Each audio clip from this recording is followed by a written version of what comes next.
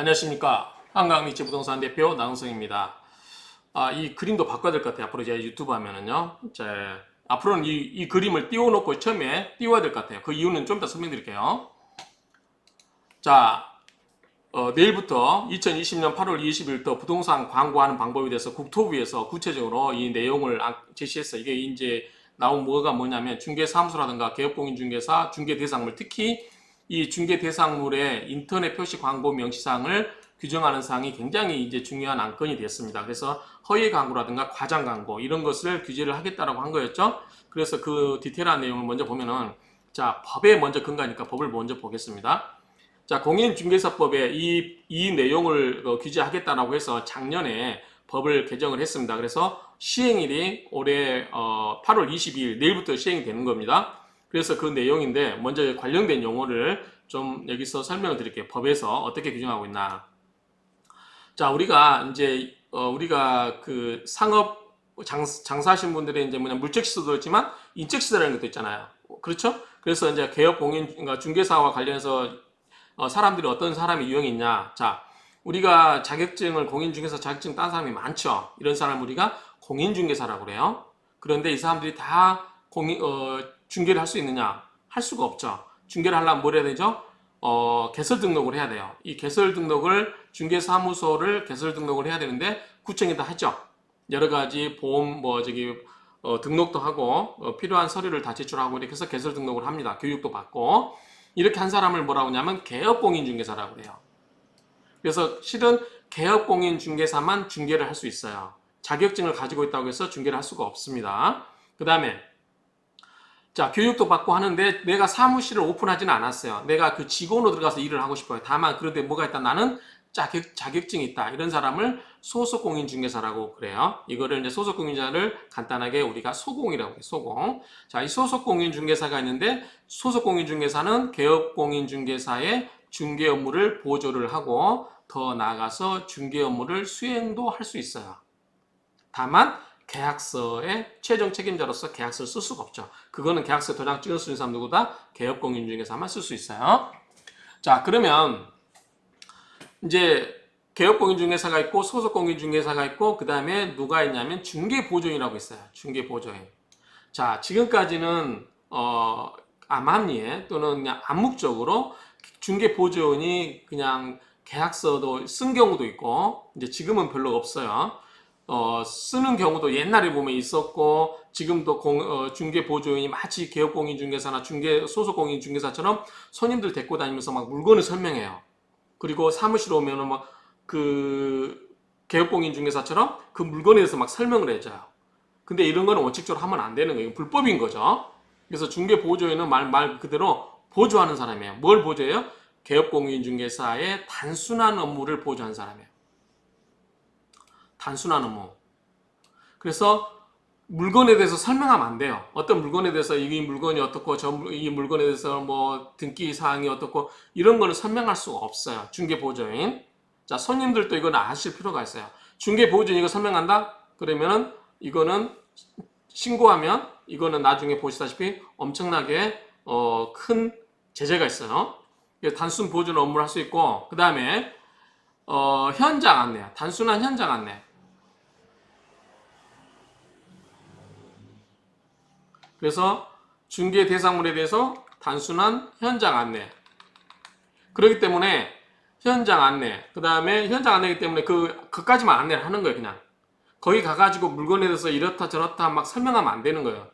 그래서 이 중개 보조는 물건 중개 대상물에 대한 현장 안내 및 일반 서무 등 개업 공인중개사 업무와 관련해서 단순한 업무 보조, 손발 노릇만 하는 거예요. 손발 노릇. 머리 역할을 하는 게 아니라 손발 역할만 하는 게 중개 보조입니다. 그러니까 이 점을 꼭 아시고요. 그 다음에 중개 대상물 범위는 토지, 그 다음에 건축물, 그 다음에 재산권 물권. 이건 제가 해놓은 게 나중에 보면 알겠지만 임목이라든가 광업재단 뭐 이런 게 있어요. 이런 것들을 할 수가 있습니다. 자, 개업 공인중개사는 뭐 자격증 주면 안 된다 뭐 이런 여러 가지 있고요. 자, 이게 이제 이번 유튜브 내용의 핵심인데요. 자, 중개 대상물의 표시 및 광고예요. 자, 개업공인중개사가 의뢰받은 중개대상물에 대하여 표시 광고를 하려면 중개사무소, 개업공인중개사에 관한 사항 이런 것을 대통령이 정하는 사항을 명시를 해야 돼요.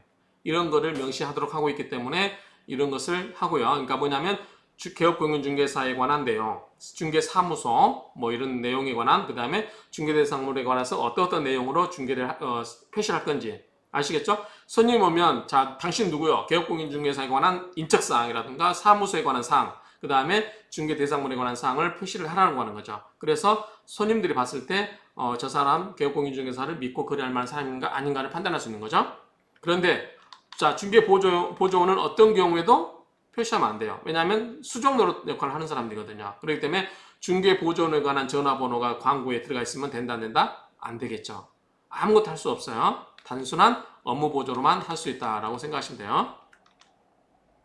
자, 개업공인중개사가 이 항에 보면 개업공인중개사가 인터넷을 이용하여 중개대상물에 대한 표시 광고를 하는 때에는 1항에서 정하는 사항 외에 대통령으로 정하는 뭐가 있다?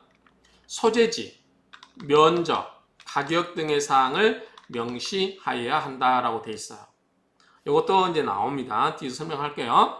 그 다음에 개업공인중개사가 아닌 자는 중개대상물에 관한 표시 광고를 했어도 안 된다라고 되어 있습니다. 그렇죠? 그래서 개업공인중개사가 아닌 사람이 이제 이런 걸 하게 되면 일정한 제재 조치가 나옵니다. 뒤에서 설명해 드릴게요. 그 다음에 자 작년에 신설된 건데요. 자 개업공인중개사는 중개대상물에 대하여 다음 각호의 어느 하나에 해당하는 부당한 표시 광고를 해서는 아니 된다라고 되어 있어요. 자, 첫 번째, 자 실제로 거래를 할 수 없는 중개대상물. 자 뭐냐면 지금 여러분들이 네이버 부동산 가서 보시면 매물 수가 확 줄어들 거예요. 줄어들고 있을 거예요. 앞으로도 계속. 자 뭐냐면 물건이 존재하지 않아요. 그런데 물건이 있는 것처럼 허위 광고를 올려서 손님들 하여금 전화를 하게끔 하는 거예요. 여러분들 전화하신 분은 짜증나죠? 그렇죠? 그래서 실제로 거래할 수 없는 중개대상물을 허위로 올려가지고 손님들을 유인하는 거. 그래서 자기가 마치 물건을 갖고 있는 것처럼 허위 광고하는 경우. 자, 두 번째. 자, 물건이 있긴 있어요. 물건이 있긴 있는데 가격 등을 내용과 사실에 다르게 거짓으로 올리는 거예요. 예컨대 자, 물건이 9억에 나와 있어요. 그런데 다른 부동산은 다 9억에 올렸는데 나는 예컨대 8억 9천에 올려요. 그러면 가격이 낮게 해놓으면 사람들이 좀 더 싸게 살 수 있다 싶어가지고 그 사람한테 전화를 하죠. 그래서 가격을 더 낮춰서 일반 소비자들로 하여금 나의 광고를 믿고 오게끔 유인하는 거. 자, 가격을 거짓으로 한다든지 물건에 관한 정보, 디테일한 내용이죠. 예컨대 도움이라든가 층수 이런 것을 거짓으로 하는 경우. 실은 내가 2층을 갖고 있는데 마치 10층을 갖고 있는 것처럼 광고를 한다든지. 어찌됐든 이런 거 중개대상물이라든가 가격 등을 내용과 사실과 다르게 거짓으로 표시해 광고하는 경우. 그리고 또 사실을 과장되게 하는 경우 이런 게 전부보다 이거를 앞으로는 할 수가 없다라는 거죠. 그 다음에 세 번째, 그 밖에 표시 광고 내용이 부동산 거래 질서를 해치거나 중개 의뢰인에게 피해를 줄 우려가 있는 것 이런 것을 이제 규정하는 거 하고 있는 거죠. 자 5항에 보시면 제4항에 따른 부당한 표시 광고 세부적인 유형 기준 등에 관한 사항은 국토부 장관이 정하여 고시한다. 이게 이제 나왔어요. 이거를 설명드릴 겁니다. 자, 이에 따라서 중개 대상물을 네이버라든가 이런 여러 가지 인터넷상에서 했을 때 표시 광고 모니터링을 할 수 있느냐라고 했을 때, 자, 이게 했을 때 이거를 이제 모니터를 하겠다는 거죠. 거기에 대해서 일정하게 뭐 자료를 제출하라고 했을 때 거기에 대해서 응해라고 하는 겁니다. 자, 벌칙을 볼게요. 자, 개업공인중개사가 아닌 자로서 중개업을 하기 위하여 중개대상물에 대한 표시를 한 경우, 표시 광고를 한 경우, 이게 뭐냐면 아까 3항이 뭐냐면 중개보조인이에요. 중개보조인. 개업공인중개사가 아닌 사람. 자, 이런 경우에 뭐다? 얼마? 1년 이하의 징역, 1천만 원 이하의 벌금이에요. 개업공인중개사가 아닌 사람이 한 경우 또는 뭐 소공도 마찬가지예요. 소공. 자, 이런 경우에 특히 중개보조인은 아무것도 할 수 없는데 중개보조인이 광고를 하거나 이런 걸 한 경우에 이런 걸 위반하면 1년 이하의 징역 또는 1천만 원 이하의 벌금에 처할 수 있다. 그 다음에 양벌 규정이라고 하는 것은 자, 이 사람을 지도 감독할 그러한 개업공인중개사에게도 책임을 묻겠다라고 하는 거예요. 자, 과태료. 자, 아까 허위 매물, 실존하지 않는 매물, 가격을 다르게 한 경우 이런 경우죠. 이런 경우는 뭐냐면 500만 원 이하의 과태료를 부과하겠다 그 말이에요. 여기.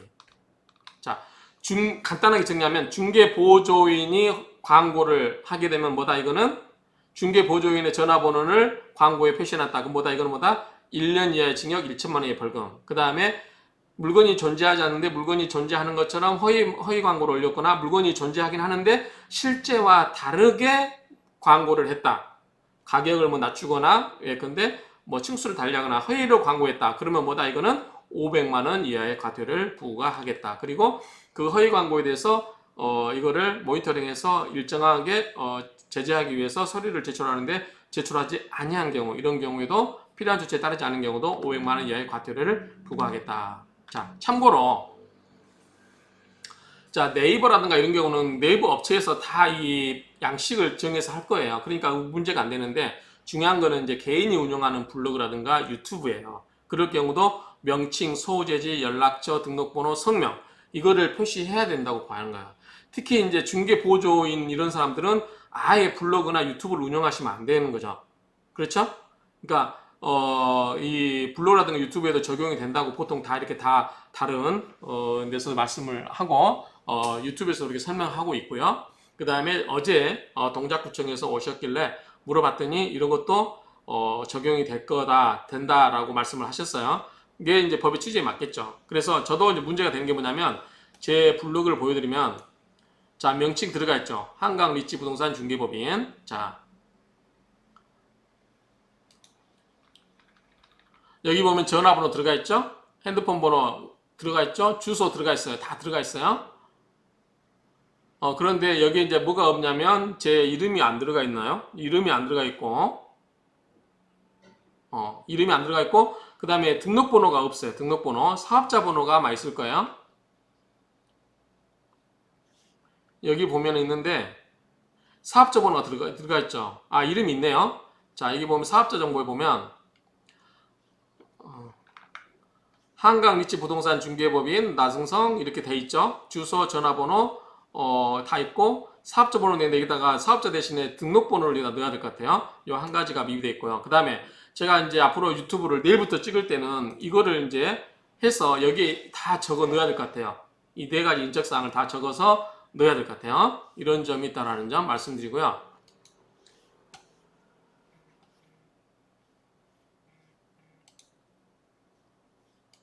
자, 이번에는 국토부에서 나온 부동산 광고 표시 방법. 아까 여기 있었죠? 자, 이 내용에, 자, 근거가 여기에 나온 겁니다. 자, 이거에 제4항에 따른 부동산 표시 광고 세부적인 유형 및 기준 등에 관한 사항은 국토부 장관이 정하여 고시한다. 이렇게 돼 있죠. 요거에 근거해서 국토부 고시가 나왔어요. 그 내용을 한번 보겠습니다. 여기 나와 있죠? 세부 기준을 정한다. 자, 국토부 교시라고 나왔죠? 자, 나왔고 한번 보겠습니다. 자, 넘어가고요. 목적정의 넘어갑니다. 자, 그 다음에 중개사무소 및 아까 표시 광고할 때 뭐냐면 개업공인중개사에 관한 사항을 정보를 하고 그 다음에 중개대상물에 관한 사항을 표시 광고를 하라고 했죠. 표시 광고할 때는 사항을 정하라고 했어요. 그럼 개업공인중개사에서 들어가는 게 뭐냐? 첫 번째 명칭. 물론 기를 경우는 생략할 수 있지만 뭐 일정한 경우는 이제 좀 그래도 지켜야 될 내용이 들어가 있죠. 근데 가급적 뭐다? 풀네임을 써주는 게 좋다. 그렇죠? 일단은 명칭. 그 다음에 두 번째 소재지. 자, 소재를 표시해야 되는데 뭐 지번과 건물 번호는 생략하여 표시할 수 있는데 생략할 필요가 없죠.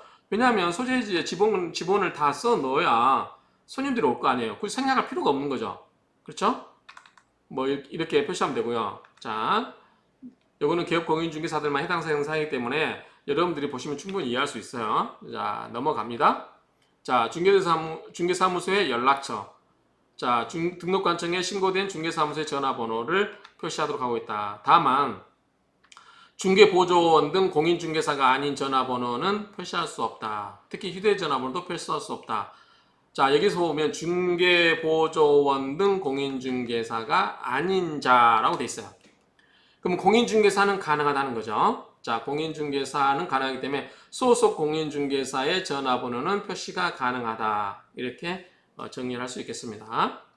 자, 등록번호. 자, 중개사 사무소에 등록된 등록번호를 표시하도록 해야 된다. 저도 이거 표시해야 될 것 같아요. 자, 네 번째.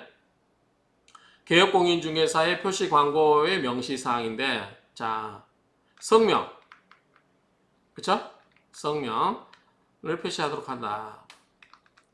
그 다음에 이제 이번에는 중개대상물. 아까 우리가 앞에서 중개대상 할 수 있는 물건이 토지, 건물, 그 다음에 기타 재산권이었죠. 여기 보시면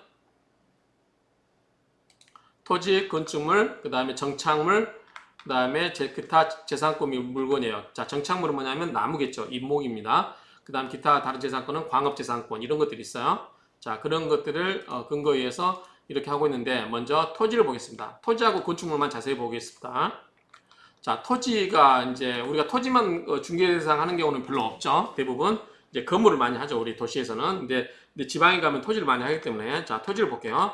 자, 토지는 소재지를 표시를 해야 됩니다. 그 대신 번지수는 안 써도 되나 봐요. 자, 무슨 동, 리까지만 표시할 수 있어요. 근데 이제 소재지를 번지수를 찍어버리면 다 물건을 뺏기기 때문에 소재지는 번지수는 빼고 나머지 동네까지는 표시하는 것 같고요. 면적은 해야 됩니다. 제곱미터로 등기사항 증명서에 표시된 면적 그대로. 가격은 하나. 그렇죠? 당연하죠. 가격은 하나로 해야 되겠죠. 뭐 예컨대 토지에 대해서 뭐 예컨대 3만 평에 대해서 10억 또는 9억 말이 안 되죠. 자, 하나.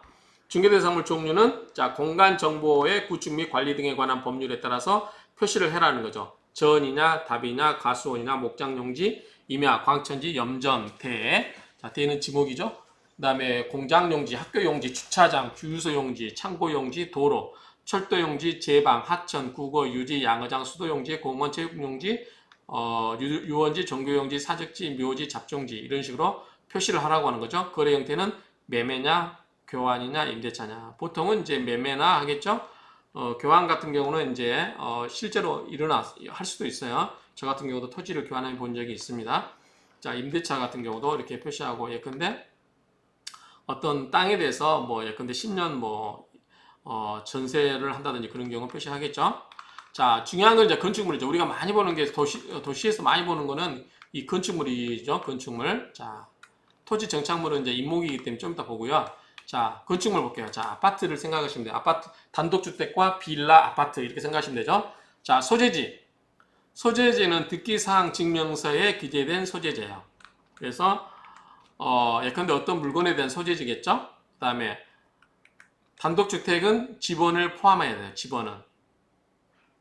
다만 중개 의뢰인이 원하지 않을 경우는 읍면동까지 표시할 수 있다. 그래서 아까 토지도 번지수 생략할 수 있었죠. 그 다음에 단독주택도 지번을 생략할 수 있습니다. 누가 원할 때? 중개 의뢰인이 원할 때. 그럼 중개 의뢰인이 이제 그 번지수가 표시되면 등기부터 보면 그 사람이 어딘지 다 살고 있는지 알 수 있죠. 그렇기 때문에 자꾸 연락이 올 수 있어요. 그렇게 귀찮으니까 내가 의뢰한 부동산에다가 놔두고 번지수를 공개 안 하면 나한테 연락 올 일이 없겠죠. 이건 중개 의뢰인이 번잡하는 거예요. 내가 지번까지 공개 놓으면 그 등기부 떼어보고 나한테 다 연락을 할 거예요. 그거를 막기 위해서 번지수는 생략할 수 있다고 하는 것 같고요. 그래서 이런 경우는 중개 의뢰인이 원하지 않는 경우다. 두 번째, 건축물은 이제 아파트 생각하시면 되죠. 단독주택을 제외한 해당 주택은 동과 층수를 포함해야 돼요. 예컨대 아크로 리브하임 105동 1401호 이런 식으로 표시를 해야 돼요. 다만 중개 의뢰인이 원하지 않는 경우는 층수를 저중고로 대체할 수 있다. 그런데 동은 생략할 수 있어 없어요? 없어요. 105동은 해야 되고, 자, 층수는 저층, 중층, 고층 이렇게 할 수 있어요. 자, 호수를 규제를 해버리면 또 막 다른 부동산에서 막 연락하겠죠. 주인한테. 쟤한테도 물건 주세요. 막 그럼 귀찮아요. 주인 입장에서는.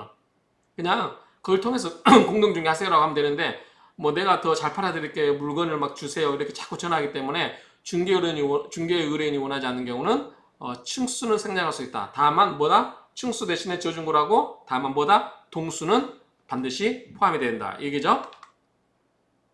건축물 중에 근린생활시설, 상가 건물 등은 이 경우 층수는 포함해야 돼요. 번지수는 없어도 층수는 예컨대 뭐 오피스텔이면 뭐 몇 층이다. 이 정도는 표시를 해라고 하는 거죠. 자, 면적은 전용 면적과 공급 면적을 나누어서 표시를 하고 요즘은 해배당 평방미터로 다 하죠. 그 이야기고요. 자, 가격, 단일 가격이죠. 당연히. 자, 임대차는 보증금 얼마, 차임 얼마.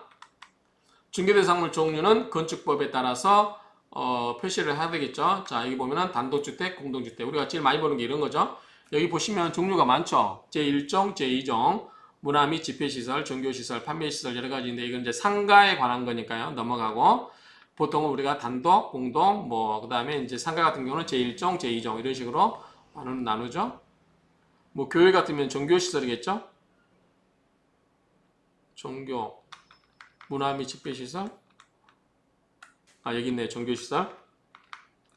판매시설, 운수, 의료, 교육, 여유자, 수련, 운동, 업무, 숙박, 위락, 공장, 창고, 위험물, 자동차, 동물, 자원순환, 교정, 방송통신시설, 발전시설, 묘지, 관광, 장례, 야영장 시설 이런 식으로 있어요. 자, 거래 형태는 매매, 교환, 임대차 앞에서 토지에서 배웠던 건 똑같아요. 총 층수는 반드시 기재해야 됩니다. 예, 근데 지금 정리하면 아파트 같은 경우는 동은 반드시 써라. 그 해당 층은 생략할 수 있다. 저, 중, 고를 하고 그 대신 그 아파트가 총 몇 층인지. 우리 아크로 같은 경우도 102동이면 28층, 그쵸? 105동이면 20층. 이게 총 층수는 반드시 기재하라는 거죠. 그러니까 총 층수 중에 몇 층인지를 알 수 있도록 소비자가 하는 것 같아요. 입주 가능일은 세부적으로 표시를 하되 다만 이제 즉시 입주 가능한 경우는 즉시 입주를 쓸 수 있다. 방수와 욕실수는 건축물 현황도에 맞게 써라. 그리고 사용 검사일, 사용 승인일, 준공 인가일은 반드시 행정기관이 승인한 날짜를 정확하게 써라. 주차 대수는 총 가능한 주차 대수가 몇 대고 세대당 가능한 주차 대수를 구분해서 써라. 그러면은 자, 총 주차 대수는 예컨대 500대. 그 다음에 세대당 가능한 주차 대수는 1.3대 1. 뭐 이렇게 써야 된다는 뜻인 것 같아요. 자, 관리비는 얼마? 관리비 얼마? 이거는 이제 보통 대략 평균적인 금액이죠. 그리고 이제 별도로 내는 경우, 이제 아파트 같은 경우는 별도로 없는데 오피스 원룸 같은 경우는 뭐 수도는 2개월에 뭐 대략 얼마 이런 식으로 표시하죠. 그래서 관리비 외에 그 외 비목이 포함된 경우는 그 내용을 포함하라 이렇게 썼죠. 수도료 월 만원, 관리비 매월 4만원. 자, 학습동을 예를 들면 보통 관리비 6만원, 수도료 만원 이런 식으로 쓰면 되겠죠. 다세대 이런 경우. 자, 방향은 자, 주거용 건축물 같은 경우는 거실, 안방 등인데 이거는 그냥 주실이기 때문에 거실로 보면 돼요. 우리 양택 풍수에서도 이제 우리가 양택 사는 집을 보는 걸 양택이라고 그러고 묘지를 음택이라고 하는데 양택의 경우는 양택 풍수 특히 아파트 풍수를 볼 때는 거실 중앙을 놓고 봅니다. 대부분. 그다음에 거실이기 때문에 거실 기준으로 하고요. 거실의 창이 방향이 어디냐 이렇게 보면 될 것 같아요. 그래서 사는 주거용 건축물은 거실이나 안방 등인데 거실로 중심을 보면 될 것 같고요. 그 밖에 건축물은 이제 뭐 상가라든가 이런 경우는 뭐다? 주된 출입구의 방향을 기준으로 보면 된다. 그리고 8가지 방향인데 이제 참고로 우리 거실 양택풍수 같은 경우는 거실 중심에서 출입문 방향도 봅니다. 출입문 방향이 무슨 방향인지 이런 걸 보거든요. 이제 그러니까 주거용은 그 집의 중앙에서 보시면 된다라고 생각하면 되고 나머지는 출입구. 이제 출입구가 중요한 이유는 옛날 단독이라든가 뭐 그런 경우도 출입구 방향이 굉장히 중요시 여겼어요. 풍수에서. 그러니까 그런 건데 어쨌든 이제 상가 이런 경우는 그 출입구 방향을 본다. 그 다음에 방향은 8가지 방향인데 동서남북, 이제 정방향이죠. 동서남북. 그 다음에 그 사이사이 강, 우리가 우방향이라고 그러죠. 각방향. 그러니까 정방향, 각방향. 그래서 8개 방향이에요. 총 방향이. 그래서 동서남북, 그 다음에 북동, 북서, 남서, 남동 이런 식으로 되죠. 이게 8가지 방향을 본다. 참고로 불교에서 십방이라는 게 있어요. 8가지 여기에다가 상하 2가지 합친 거를 10개의 방향이라고 봅니다. 자, 임목은 아까 땅에 있는 그런 땅에 들어있는 물건, 땅에 들어있는 거예요. 자, 아까 보시면 정착물이죠. 이걸 일종의 임목이에요.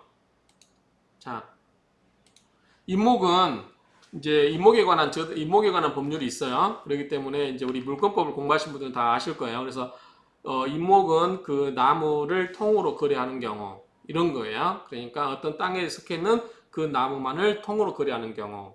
여기 보면은 그래서 임목은 임목 등기부라는 것도 있어요. 그래서 수종, 수량, 수령 이런 게 표시가 되어 있는데 이거는 그 거래가 흔하지 않아요. 그렇기 때문에 이 거래를 하시는 분들만 이 내용을 참조해서 올리시면 될 것 같아요. 그 다음에 공장 재단. 자, 공장은 뭐냐면 특성이 뭐냐면 공장에 가면은 물건이 하나만 있는 게 아니죠. 기계도 많죠. 거기에 여러 가지의 물건들이 있어요. 근데 이 공장 재단은 그 통으로 하는 거예요. 전체. 그 물건을 전체로 하는 경우가 대부분이죠. 그래서 이런 경우는 특별한 경우이기 때문에 여기도 공장 재단 등기부라는 게 있어서 여기에 있는데 이거는 그런 거래를 하신 분만 하시면 될 것 같아요. 제가 한 5년 해봤는데 이 공장 재단 입목하는 거 이런 거래를 해본 적이 없어요. 그냥 넘어가겠습니다. 자, 광업재단도 이제 우리가 옛날에 석탄이라든가 금은 채굴하는 거죠. 이런 거를 우리가 광업재단이라고 해요. 그래서 그런 것들을 이제 광업재단이라고 하는데 이런 것을 인터넷 표시 광고할 때도 이런 것을 표시하도록 하고 있습니다. 그래서 소재라든가 가격, 거래 형태 이런 것들을 하고 있습니다. 그래서 이런 식으로 이제 이 구체적으로 국토부에서 이 그 가이드라인을 제시해서 고시를 했습니다. 그래서 이런 내용을 가지고 설명을 드렸는데 어쨌든 이제 뭐냐면 주된 내용이 주된 내용이 뭐냐면